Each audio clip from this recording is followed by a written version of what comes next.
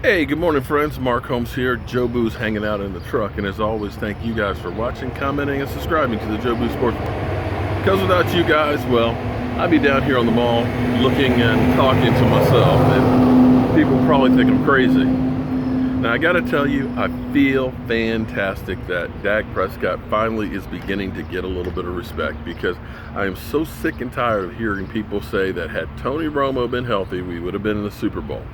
Even though Dak Prescott's numbers against Green Bay are far better than any playoff game that Tony Romo has played. But be that as it may, they can believe what they want to believe. But I get tired of hearing people that are like, Dak Prescott doesn't go downfield. It's like, okay, well, he's rated as the 8th most accurate passer going downfield, including completing 44% of his passes between 11 and 20 yards for zero interceptions and 6 touchdowns. You know, he's 4th in the NFL in yards per completion at 7.9, you know, but yet people are trying to say Dak Prescott isn't shit. Well, at least his peers know that he's the real deal. And if you're not excited about that guy, well, I don't know what to tell you, because if you're a Dallas Cowboy fan, you want him to be all that and a ham sandwich and even more, because when Dak goes, that team goes. And if your ultimate goal is to be a Dallas Cowboy fan and wanting to see him in the Super Bowl, you want to see that guy become the next Joe Montana. But be that as it may, one of the things we're beginning to see a lot now, and a lot of people are asking me about, is can Zeke Elliot make 2,000 yards rushing? Well, I believe he certainly can. But here's the flip side of that. Generally speaking, running backs that make 2,000 yards or get close to it generally drop off the map, or drop off a cliff, so to speak. They're usually not the same after that. Now, there are exceptions with like Barry Sanders and things like that, but he is really once in a lifetime type of a player. The only one out there who actually busted 2,000 yards and has a ring is Terrell Davis. And unfortunately, Terrell Davis, his career was shortened because of knee injuries. See, what you have to understand is that's a lot of pounding that's going to happen to your body in that season.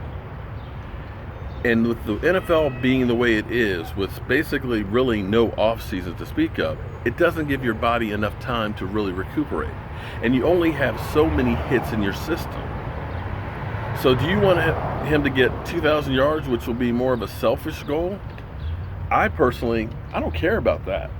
What I care about is seeing Zeke Elliott run the ball for the next 10 years. Get me 14, 15, 1,600 yards a year and get me Super Bowl rings. Because in the end, that's what it's about. Yeah, okay, so let's say next year we run him in the ground. He gets 2,000 yards in the regular season and runs out of gas come playoff time. Are you going to be happy with that? I know I'm not.